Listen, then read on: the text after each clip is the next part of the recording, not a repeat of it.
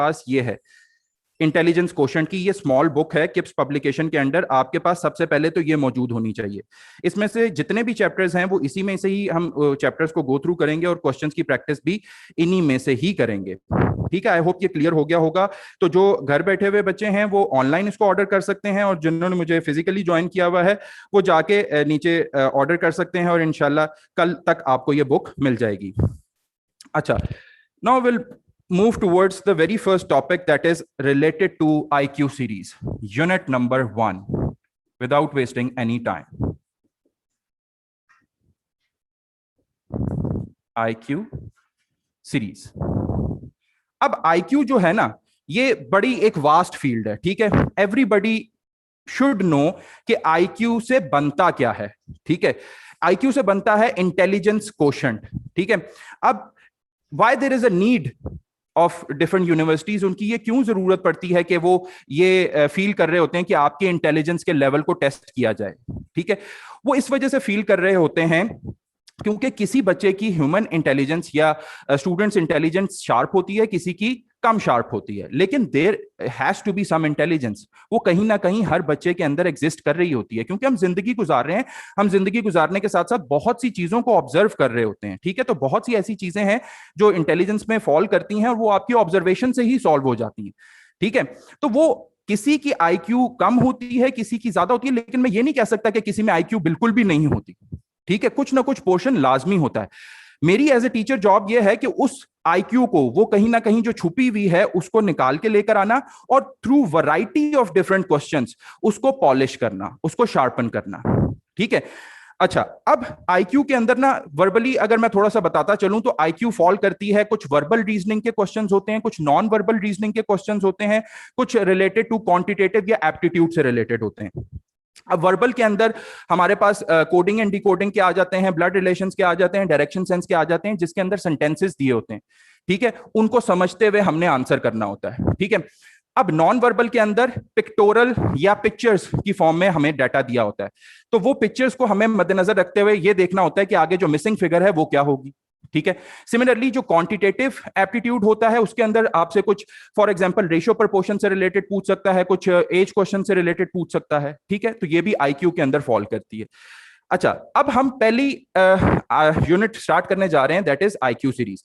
Now it is further divided into 3 parts. IQ series मेरे पास further 3 parts में divide होगी, जिसमें टाइप नंबर 1 में मैं जिक्र करूंगा न्यूमेरिकल सीरीज को। The second one would be alphabetical series. The third one would be, अच्छा ये टाइप 1 होगी न्यूमेरिकल, नंबर से ही निकला है, नंबर सीरीज को डिस्कस करेंगे, उनके सीक्वेंसेस को, उनकी सीरीज को।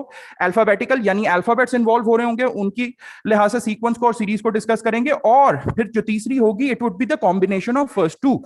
ठीक है, जिसके अंदर अल्फाबेट्स भी आ रहे होंगे और at the same time numbers भी आ रहे होंगे, तो together they are called as alpha numeric, alpha numeric series. ठीक है, वो डिफरेंट क्वेश्चंस आते जाएंगे, फिर हम उसको सॉल्व करते जाएंगे। ठीक है, अच्छा, अब ये मेन 3 टाइप्स हो गई।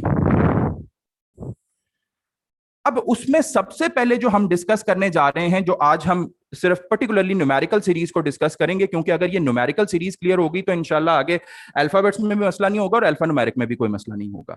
ठीक है, तो हम इनके क्वेश्चंस को थोड़ा सा कैटेगोरिकली फॉल करते हैं। अब क्वेश्चंस की प्रैक्टिस करते हैं। अब ये नंबर सीरीज जो है ना, इन नंबर सीरीज को मैंने कैटेगोरिकली डिवाइड किया हुआ है इन डिफरेंट मैथमेटिकल ऑपरेशंस। ठीक है, आपके पास कोई भी रैंडम सीक्वेंस मैं सामने लिख देता हूं, ठीक है, आपके लिए थोड़ा सा मुश्किल होगा कि उसको मैं डिकोड करूं, उसके पैटर्न को डिकोड करूं। ठीक है, इन तीनों टाइप्स के अंदर करना क्या होगा कि हमने पैटर्न को देखना होगा, हमने उस रूल को देखना होगा जिसके तहत वो एक सीक्वेंस बना रहा होगा। ठीक है, we are only interested in identify that pattern. तो अब इसके अंदर जो सबसे पहला ऑपरेटर मैं यहां पे डिस्कस करने जा रहा हूं सीक्वेंस के थ्रू, दैट वुड बी एडिशन। ठीक है, नंबर सीरीज को हम सॉल्व करेंगे, उसके सीक्वेंसेस को with the help of different mathematical operators. तो अब जब कभी भी कोई भी सीक्वेंस आएगा ना, आपने यही ऑर्डर फॉलो करना है। फॉर एग्जांपल मैं सबसे पहले एडिशन के कुछ क्वेश्चंस करवाऊंगा, then I will move on to the subtraction, then I will move on to the multiplication, फिर उसके बाद डिवीजन, फिर इनके ऑपरेटर्स के मिलने जुलने से, यानी फॉर एग्जांपल एडिशन भी हो रही होगी, सब्ट्रैक्शन भी हो रही होगी, फॉर एग्जांपल मल्टीप्लिकेशन भी हो रही होगी, एडिशन भी हो रही होगी, फिर इसके अंदर भी कुछ वैरायटीज हैं, उन तमाम को हम डिस्कस करते हैं। अच्छा, आप लोगों ने क्या करना है, अपने एंड पे रजिस्टर सबके पास होना चाहिए, जो मैं सीक्वेंस यहां पे लिखूंगा आपने लिखना है और साथ साथ मेरे साथ साथ सॉल्व करना है, ठीक है। और इसके अंदर कुछ के अंदर मैं चॉइसेस दूंगा, कुछ के अंदर मैं नहीं दूंगा, ठीक है, ताकि हमारे सीक्वेंस बेहतर होते जाएं। अच्छा, पहला केस 1 है completing the given series by finding the missing terms. हमने सीरीज को कंप्लीट करना है और हमने मिसिंग टर्म बतानी है, ठीक है। वो एक टर्म भी हो सकती है, दो टर्म भी हो सकती है, यूजुअली एक टर्म ही पूछता है, ठीक है। और फिर इसके बाद मैं केस 2 पे चलूंगा, जिसमें हमने रॉन्ग टर्म बतानी होगी। पहले हम मिसिंग टर्म बता रहे हैं, ठीक है।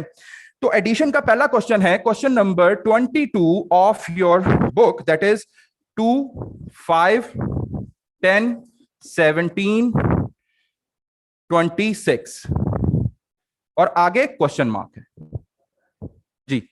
एनीवन?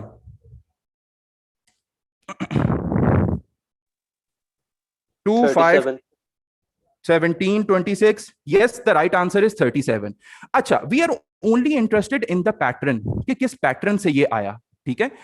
अब वो मुझे ऑनलाइन किसी ने कहा कि 37, लेट्स फाइंड आउट कि 37 ठीक भी है कि नहीं। ये पहली टर्म थी, पहली टर्म से नेक्स्ट टर्म पे जाना है, ठीक है। Ultimately it is a sequence ना।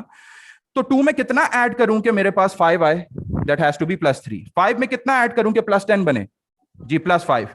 10 में कितना ऐड करूं, +7। फिर 17 में कितना ऐड करूं, सीक्वेंस देखें थोड़ा सा पता चल रहा है, +3, +5, +7, next has to be +9, because ये ऑड नंबर्स का सीक्वेंस चल रहा है स्टार्टिंग फ्रॉम 3 एक्चुअली, ठीक है। ऑड नंबर्स 3 से स्टार्ट हो रहे हैं। फिर उसके बाद 26 में कितना ऐड होना चाहिए, 11। तो फिर दैट्स हाउ मेरे पास राइट आंसर क्या आ जाएगा, 37 आ जाएगा। Do you agree? So far so simple, ठीक है। चलें नेक्स्ट क्वेश्चन की तरफ मूव करते हैं। Next question is, Aahista Aahista ना डिफिकल्टी लेवल भी रेज करूंगा, ठीक है। शुरू के क्वेश्चंस इजी होंगे। 1615 जो ऑनलाइन बच्चे सुन रहे हैं मुझे, वो भी घर में इसी तरह सॉल्व कर सकते हैं। जो सीक्वेंस लिखता जा रहा हूं वो अपने पास नोट करें और उसका आंसर बताइएगा। पार्टिसिपेशन सबकी जरूरी है। अच्छा, इंटरेस्टिंगली मेरे पास ऑप्शंस भी हैं, that is 25 beta, 26 Charlie, 27 and delta 28। तो 1, 6, 15, question mark, 45, 66, 91, we are having the options as well. Start doing it जी, करें इसको सॉल्व, हरी अप।